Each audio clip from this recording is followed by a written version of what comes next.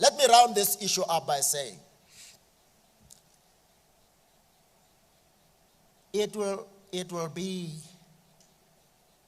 a disservice to this nation if we were ever to allow ourselves to believe that once you have dealt with the Gupta situation, you've dealt with corruption.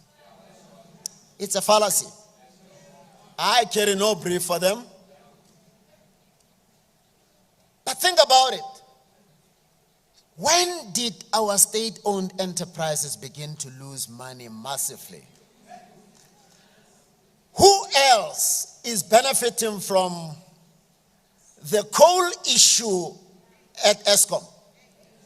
What percentage of the coal did these people get? Have we ever bothered to find out?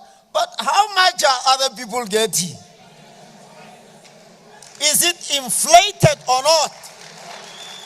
For instance, let's take Tegeta. Brian Molefe clearly spoke about Tegeta only having 4% of the contracts at Eskom. Yet black people and black politicians are very focused about the 4%. They're ignoring the 96% that is controlled by whites. Who is benefiting from the South African Airways all these years? Bidvest got evergreen contracts. What an evergreen contract is a contract that doesn't have a date when it's ending. Let me make you a better example. Bidvest got each and every government department. They own the airport. You go and sit in the bathroom, in the toilet to relieve yourself. You're using the toilet paper from Bidvest. You stand up there to wash your hands. You're using the soap from Bidvest. You go in to go and eat. You use the food of Bidvest. Everything there is Bidvest. Who's these people that got evergreen contracts? Bidvest. And any other state-owned enterprise. Why are we not talking about those? Why are we not curious? 10 billion rand is the diesel, the jet fuel at SAA. 5 companies, for the past 80 years, only 5 companies has been sharing that. Let's go to Eskom. Eskom, the coal, 75% of that coal has been locked in for 75-year contracts by a certain family, by certain families. But we just hear about the Gupta family. Part of what we have to grapple with in Africa and the rest of the world is corruption. But it looks like we have allowed ourselves to be channeled into believing that corruption can only be in the public sector. Believe you me, it takes 2 to tango. We will never be able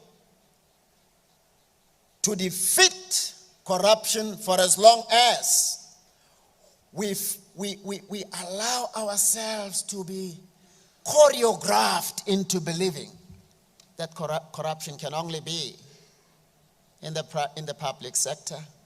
Or let me be a bit crude about it so that we can really get a root awakening, that it's a black thing. Every human being is capable of being corrupt.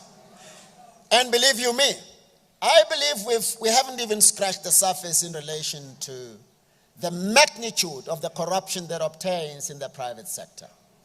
So,